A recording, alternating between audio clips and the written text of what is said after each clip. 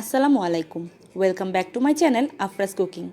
আবারও চলে আসলাম আপনাদের জন্য নতুন একটি রেসিপি নিয়ে, যার নাম হচ্ছে হোয়াইট সস পাস্তা। তো চলুন কিভাবে এটি বানাতে হয় আজকে আমি আপনাদেরকে দেখিয়ে দিচ্ছি। শুরুতেই আমার চ্যানেলটিতে সাবস্ক্রাইব করে রাখবেন যদি আপনারা না করে থাকেন।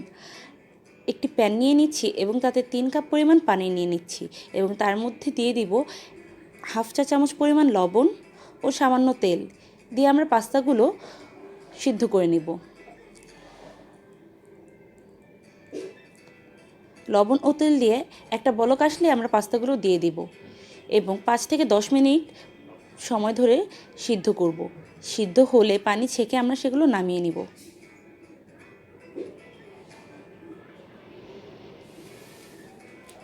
এরপর একটি প্যানে আমরা তেল নিয়ে নিব 3 টেবিল চামচ পরিমাণ।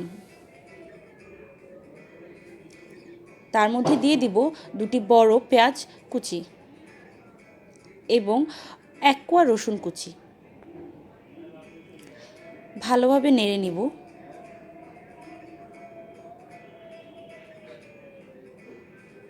এরপর দিয়ে দিব হাফ চা চামচ পরিমাণ আদা ও রসুন বাটা। ভালোভাবে নেড়ে নিব। আমি অল্প একটু কাঁচামরিচ দিচ্ছি, আমি ঝাল তেমন একটা পছন্দ করি না। আপনারা যদি ঝাল বেশি খান তাহলে বেশি দিতে পারেন। এরপর দিয়ে দিচ্ছি হাফ চা চামচ পরিমাণ জিরা গুঁড়া।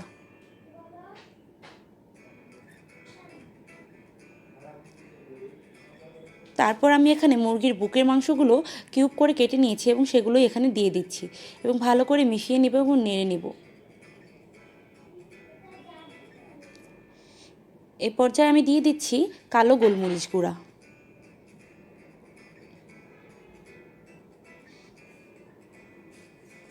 একটু সামান্য পরিমাণ লেবুর রস দিয়ে দিচ্ছি এবং দিয়ে দিব টমেটো। স্বাদ মতো লবণ দিয়ে ভালোভাবে নেড়ে এতে অল্প হাফ কাপ পরিমাণ পানি দিয়ে সিদ্ধ করতে দেব এবং সিদ্ধ হয়ে গেলেই তা নামিয়ে নিব।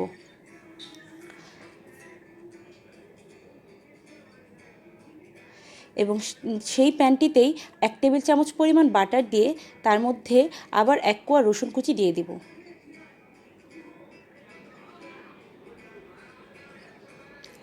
এবার তার মধ্যে 1.5 টেবিল চামচ পরিমাণ ময়দা দিয়ে দিব।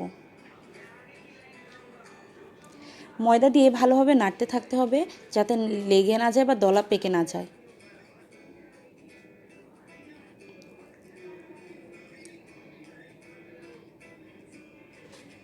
ময়দা দিয়ে ভালোভাবে মিশিয়ে এর মধ্যে দিয়ে দিব 1.5 কাপ পরিমাণ তরল দুধ এবং ভালোভাবে নাড়তে থাকব।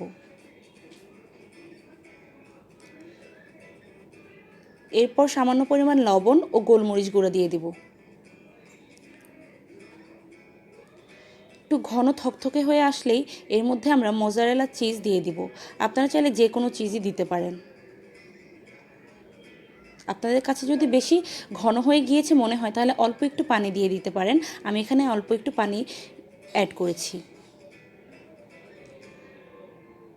ভালোভাবে মিশে গেলে আমরা এর মধ্যে মুরগির মাংসের কিমাটা ও পাস্তাটা দিয়ে ভালোভাবে নেড়ে মিশিয়ে নিব।